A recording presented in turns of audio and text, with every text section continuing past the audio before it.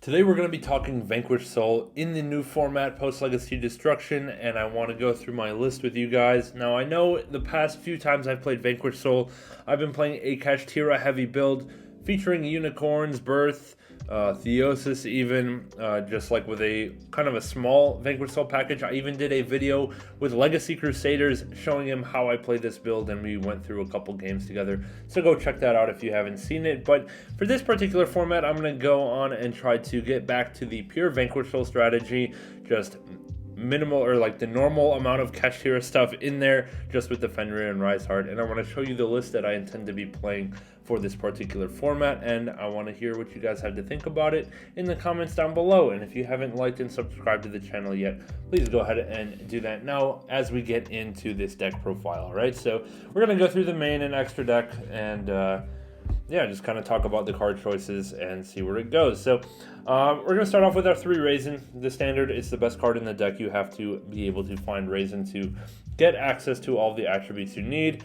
And then I'm just on 2 Mad Love, just because we're only really going to be normal summoning once, and almost always it's going to be the Raisin. So but I do think having Mad Love as kind of a backup and as a level 4 to get into your rank 4 plays a little bit is going to be kind of nice. And sometimes you just want to summon out the Mad Love, go for the trap with Rock of the Vanquisher instead of adding back something from your grave, right? So yeah, definitely a solid card to have here.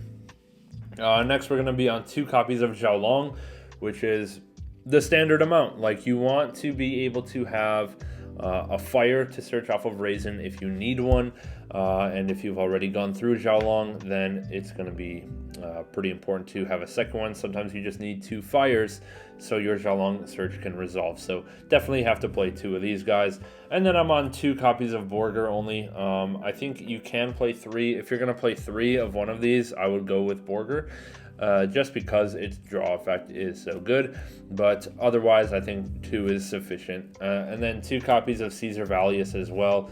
Again, like, and you could consider playing like 3 and 2 or 3 and 3 even, just because of how much effect negation there is out there in the format right now with all the imperms, veilers, and mourners going around. Having these will really help play around those type of cards right now, and it could be pretty valuable to increase those numbers. So, you know, at worst, or, you know, if you want to, go ahead and bump up that Borger to 3 first, and then bump up the Caesar Valius if you still think it's worthwhile.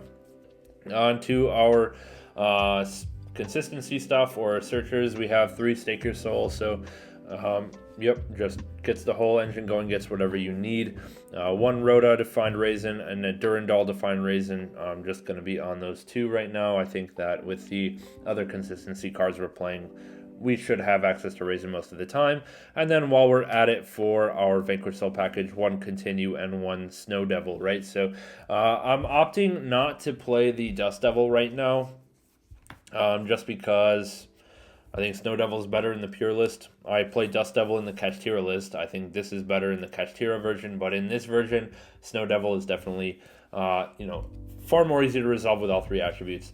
You'll also notice that I'm not playing Pantera. I think Pantera is pretty bad. Like, it's straight up super niche. I would rather search a second Caesar Valius than a Pantera most of the time. Yeah, okay, Stake Your Soul plus Caesar is not going to get you anywhere, but like, whatever, like, what is a Pantera going to do for you really by itself? So I'm not a big fan of Pantera. You could side it into, like, for going second into back row heavy stuff if you really want that in-engine back row removal, but otherwise I would rather just play better cards. And yeah.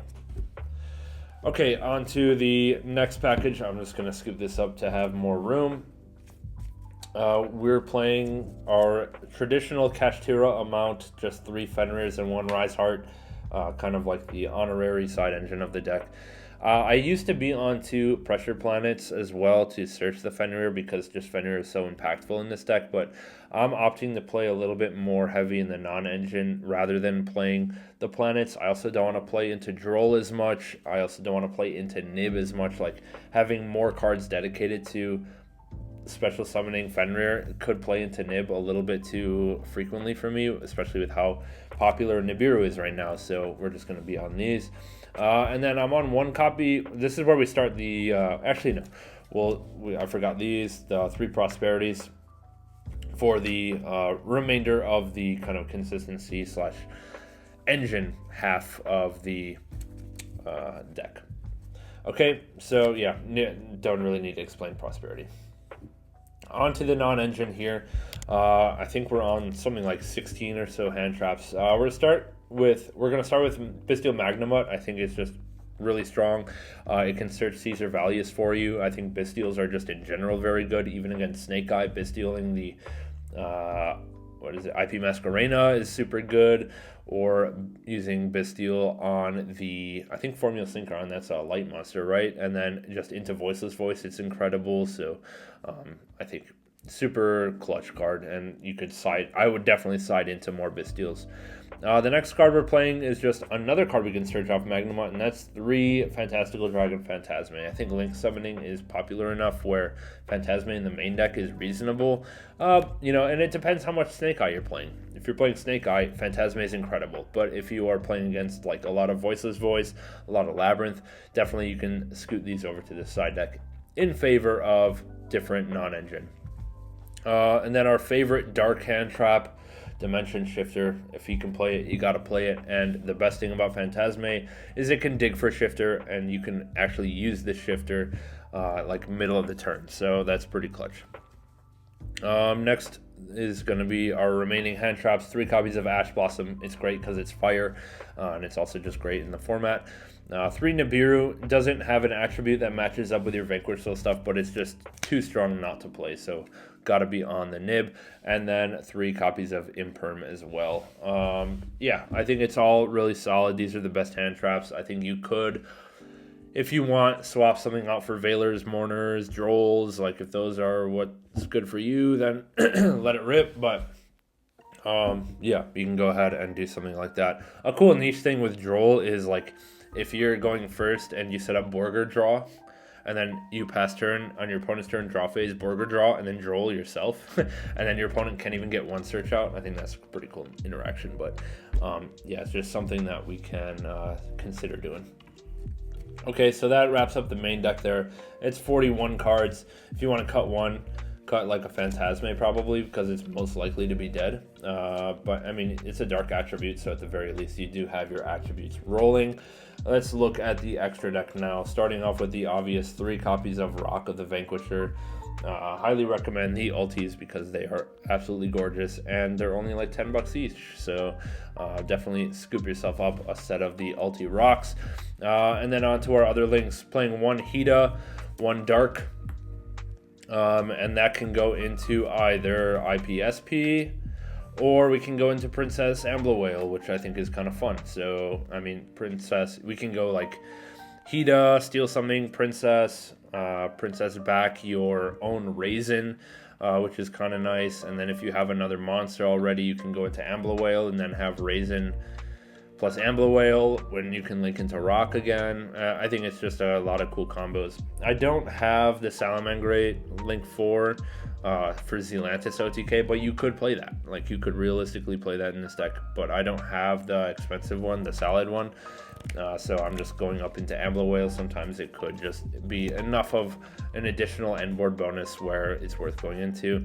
And then for one more Link 4 I'm actually playing Unchained Abomination, which I think is kind of interesting. I thought about access code because you could go like Dark, steal an IP or an SP, and then make access code, but access code will only have 1 pop with Dark attribute, whereas Unchained Abomination will probably get a pop, and you could keep getting more pops if you can play it right and keep it on the board. So Dark into IP goes into Unchained Abomination, which can like clear a board pretty well, and I think it's a pretty nice tech. I don't know, but it's up to you. If you want to play something else, that's fine. On to the Exceeds. We got 5 of those. 1 Dempsey, 1 Shaka 9 and Borbo, just for the Zeus line, and then 1 Typhon. So there's a lot of flexibility in the extra deck, honestly. Like, you could swap out some stuff probably. Definitely you can swap out Unchained, Hida, Dark, Princess, Ambler. Most people are playing the Zodiacs, I think, so I definitely think it's worthwhile. Just having Zeus access is pretty clutch. But yeah, But yeah, that wraps up the extra deck and the main deck for me for the Vanquish Soul list for this particular format. Let me know what you guys think in the comments down below. Leave a like, sub to the channel. We'll catch you in the next one.